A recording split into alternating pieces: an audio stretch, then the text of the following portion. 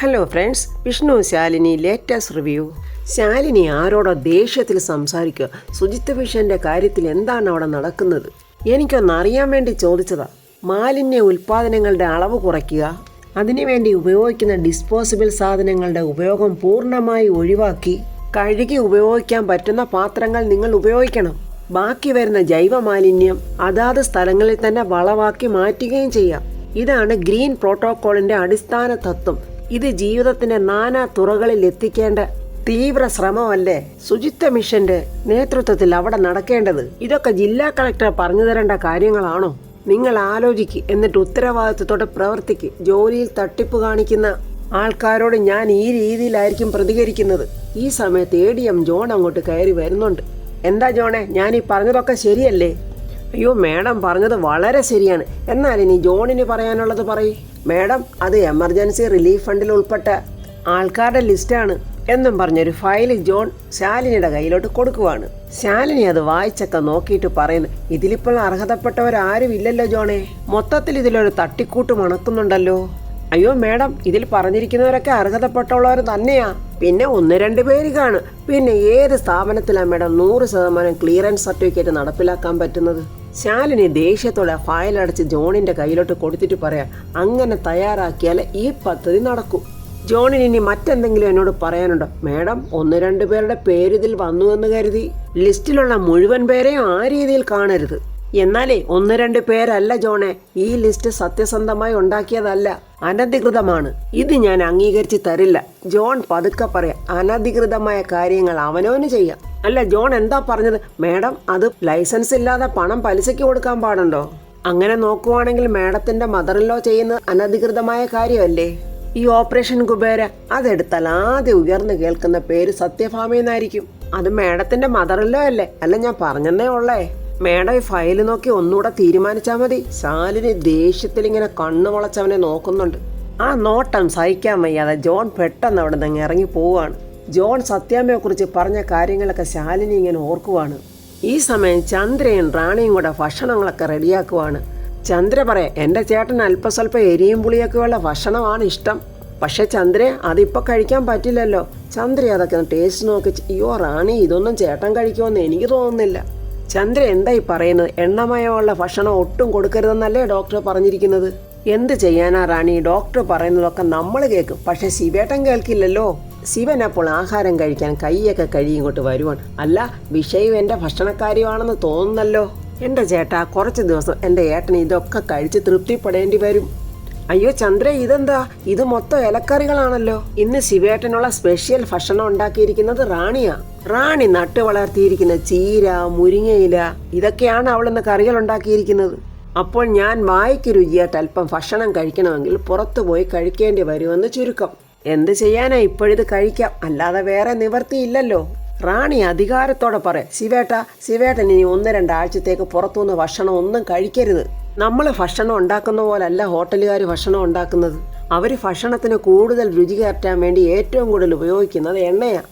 ഈ എണ്ണയാണ് ശിവേട്ടന് ഏറ്റവും അപകടകരവും. എന്തും വരട്ടെ എന്ന് കരുതി അങ്ങനെ ശിവൻ ഇങ്ങനെ ഭക്ഷണം വാരി വായിലോട്ട് വെക്കാനൊരുങ്ങുമെന്നുണ്ട ചന്ദ്ര. ശിവേട്ട, അവിടെ നിന്ന് ആഹാരത്തിന് മുമ്പുള്ള ഗുളിക കഴിച്ചോ? അയ്യോ, ഇത് കഴിച്ചിട്ടായാലും കഴിക്കാമല്ലോടി.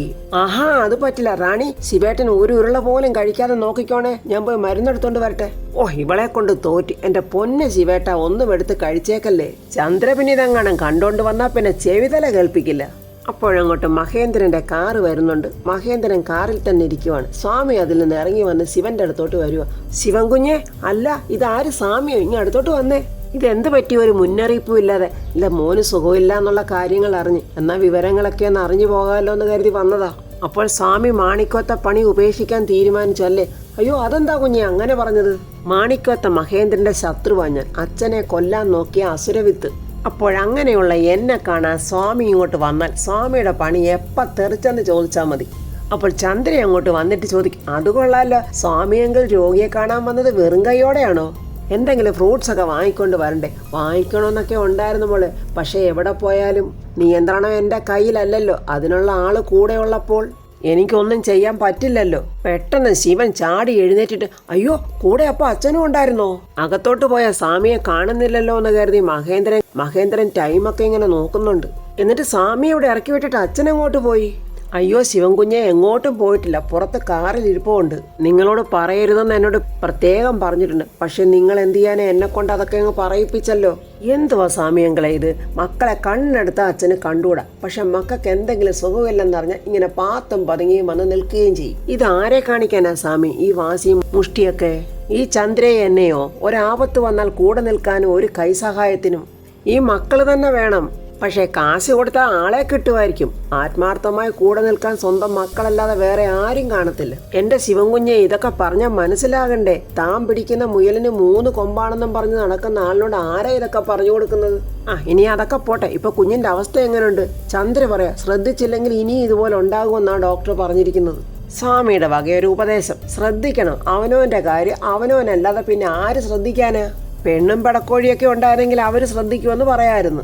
ഇതിപ്പോ ശിവൻകുഞ്ഞിന് അങ്ങനെയൊന്നും ഇല്ലല്ലോ. എന്നാ പിന്നെ ഞാൻ ഇറങ്ങട്ടെ. അയ്യോ എനിക്ക് അച്ഛനെ ഒന്ന് കാണണം. അയ്യോ വേണ്ട, കുഞ്ഞ് ഇറങ്ങിയേ വേണ്ട. അപ്പോൾ പിന്നെ ഞാൻ പറഞ്ഞെന്ന് വിചാരിക്കത്തില്ലേ? എന്നെക്കുറിച്ച് കുറച്ച് തെറ്റിദ്ധാരണ അച്ഛനുണ്ട് സ്വാമി, അതൊന്ന് മാറുന്നെങ്കിൽ അങ്ങ് മാറട്ടെ എന്നും പറഞ്ഞ് ശിവനും ചന്ദ്രയും മഹേന്ദ്രന്റെ അടുത്തോട്ട് പോവുകയാണ്. ശിവൻ വരുന്നതും കാറിന്റെ ഡോറ് തുറക്കുന്നതും ഒക്കെ മഹേന്ദ്രൻ ഇങ്ങനെ നോക്കുക. ഉള്ളിൽ ഭയങ്കര സങ്കടവും സ്നേഹവും ഉണ്ടെങ്കിലും പുറമേ ദേഷ്യവും അഭിനയിച്ചിങ്ങനെ മഹേന്ദ്രൻ ഇരിക്കുക. ശിവൻ ചോദിക്കുക, രോഗവിവരം തിരക്കാൻ വന്നയാൾ രോഗിയെ കാണാതെ പോകുന്നത് ശരിയല്ലല്ലോ.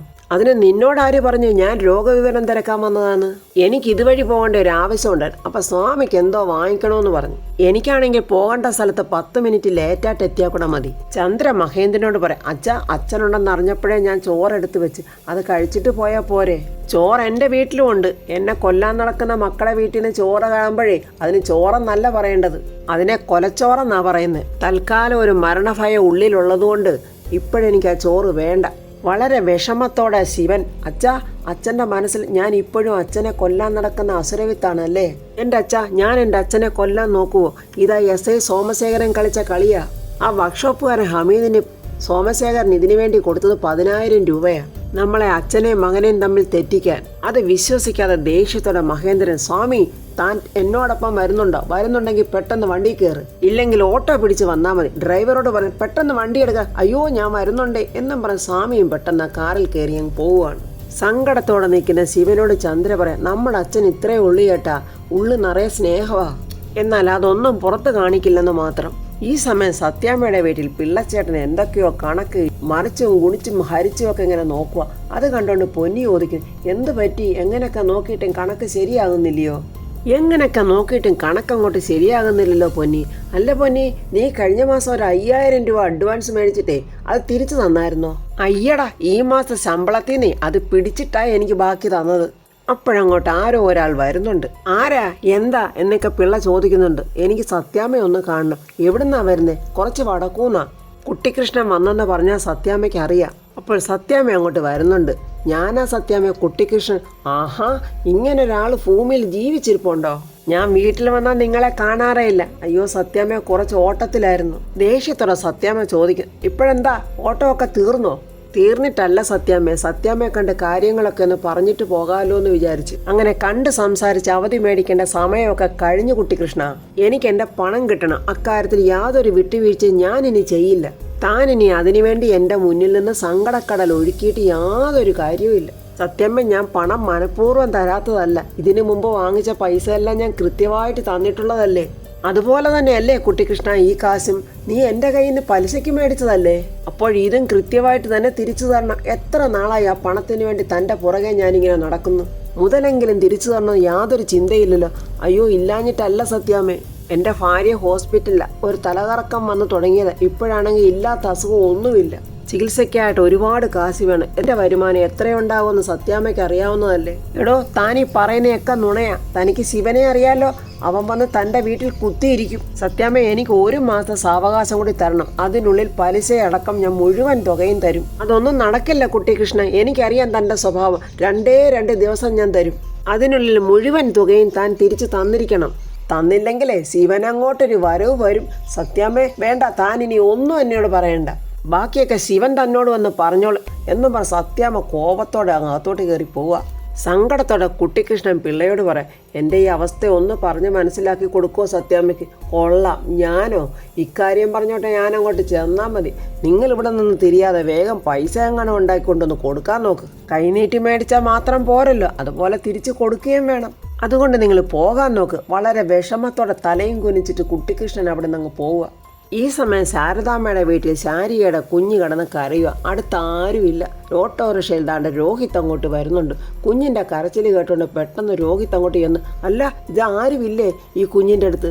മോളെ കരയല്ലേ എന്നും പറഞ്ഞ് രോഹിത് ആ കുഞ്ഞിനെ എടുത്ത് സമാധാനിപ്പിക്കുന്നുണ്ട്. മോക്ക് വിശന്നോ, ഞാനെന്നാൽ പാലെടുത്ത് തരാം എന്നും പറഞ്ഞ് അവിടെ ഇരിക്കുന്ന പാൽക്കുപ്പിയിലെ പാലെടുത്ത് ഇങ്ങനെ കുഞ്ഞിന് കൊടുക്കുക. ഇത് ശാരിക കണ്ട്, അത് ശരി, എൻ്റെ പൊന്നു മോളെ, ചിറ്റപ്പൻ്റെ കയ്യിൽ നിന്ന് പാല് കുടിക്കാനുള്ള കരച്ചിലായിരുന്നില്ലേ? ഇപ്പോഴിവിടെ കരച്ചിലൊക്കെ പോയല്ലോ. കുഞ്ഞ് കരഞ്ഞത് അവൾക്ക് വിശന്നിട്ടായിരിക്കും. നമ്മളത് മനസ്സിലാക്കാതെ കുഞ്ഞിനെ വഴക്ക് പറയും. ഇപ്പം കണ്ടോ ശാരിക, കണ്ടോ പാല് കുടിച്ചു കഴിഞ്ഞപ്പോൾ കുഞ്ഞിൻ്റെ കരച്ചിൽ നിന്നത്? അമ്മയുടെ സുന്ദരിക്കുട്ടി, നീ ഇത് ആരുടെ കയ്യിലായിരിക്കുന്നേ? ചിറ്റപ്പനെ നിനക്ക് അത്രയ്ക്ക് അങ്ങോട്ട് ഇഷ്ടമായോ? വേണ്ട, കണ്ടുകൊണ്ട് വരുന്നുണ്ട് ശ്യാമ. ഇനി ഇന്നത്തേക്കുള്ള വഴക്കിനുള്ളത് അവൾക്ക് കിട്ടിക്കഴിഞ്ഞു. ആഹാ, അത് കൊള്ളാലോ, നിങ്ങൾ ഇവിടെ വന്നിരിക്കുവാണോ? ഞാൻ നിങ്ങൾക്ക് ചോറ് വിളമ്പി വെച്ചിട്ട് ഈ പെരയ്ക്ക് ചുറ്റും നോക്കി നടക്കുക. ആര് കേൾക്കാൻ, ആര് കാണാൻ? അർത്ഥം വെച്ചുള്ള സംസാരം ശ്യാമ തുടങ്ങി. അതെങ്ങനെയാ? ഇതിനകത്ത് കയറി അടയിരിക്കുന്ന ആളെ പുറത്തൊക്കെ ഞാൻ നോക്കിയാൽ എങ്ങനെ കാണാനാ? രോഹിത് പറയാം, ശ്യാമേ, കുഞ്ഞിൻ്റെ കരച്ചിൽ കേട്ടാ ഞാൻ ഇങ്ങോട്ട് വന്ന്. ഇവിടെ അപ്പോൾ ശാരിക ഉണ്ടായിരുന്നില്ല.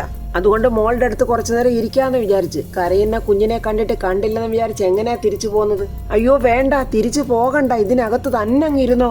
ശാരിയെ നോക്കിയിട്ട് കൂട്ടില്ലാത്തവർക്കൊരു കൂട്ടുമാകുമല്ലോ. ശാരിക്ക് അത് ഭയങ്കര ഷോക്കാവുകയാണ്. ദേ ശ്യാമേ, ആവശ്യമില്ലാത്ത വർത്തമാനം പറഞ്ഞാലുണ്ടല്ലോ, ഞാൻ നിന്റെ ഭർത്താവിനോട് പറഞ്ഞിട്ടില്ല എനിക്ക് കൂട്ടില്ലാത്തപ്പോൾ കൂട്ടിന് വന്നിരിക്കണമെന്ന്. അങ്ങനെയാണെങ്കിൽ ഞാനിപ്പോൾ വന്നപ്പോൾ എന്താ കണ്ടത്? എടി, നീ എന്ത് കണ്ടെന്നാടി പറയുന്നത്? രോഹിത് പറയാം, ശ്യാമേ, നീ എന്ത് ഭാവിച്ച ഇങ്ങനെയൊക്കെ പറയുന്നത്? ഞാൻ ഇങ്ങോട്ട് വന്ന് ഈ കുഞ്ഞിനെ ഒന്ന് ലാളിച്ചത് അത്ര വലിയ തെറ്റാണോ? ഏയ്, അതിലൊരു തെറ്റുമില്ല. ലാളിച്ചത് കുഞ്ഞിനെയാണോ ഇനി കുഞ്ഞിൻ്റെ തള്ളയാണോ എന്ന് ആർക്കറിയാം? കട്ട് തിന്നുന്ന പൂച്ച എന്തൊക്കെയാ തിന്നുന്നതെന്ന് പിന്നാലെ നടന്ന് നോക്കിയാലല്ലേ അറിയാൻ പറ്റൂ. ഇനി ഇതിൽ കൂടുതൽ സഹിക്കാൻ രോഹിത്തിന് കഴിഞ്ഞില്ല. എടീന്നും പറഞ്ഞ് അവിടെ കാരണത്തോടെ ഒറ്റയടി കണ്ണിക്കൂടെയോ ചെവിക്കൂടെയോ പൊന്നീച്ചയൊക്കെ പറന്നെന്നാ തോന്നുന്നത്. അല്പത്തരം ഇനി മേലെ പറഞ്ഞു പോകരുത്. ഗോപാലകൃഷ്ണൻ എവിടെയോ പോയിട്ട് ഓട്ടോറിക്ഷയിൽ അങ്ങോട്ട് വന്നിട്ടുണ്ട്.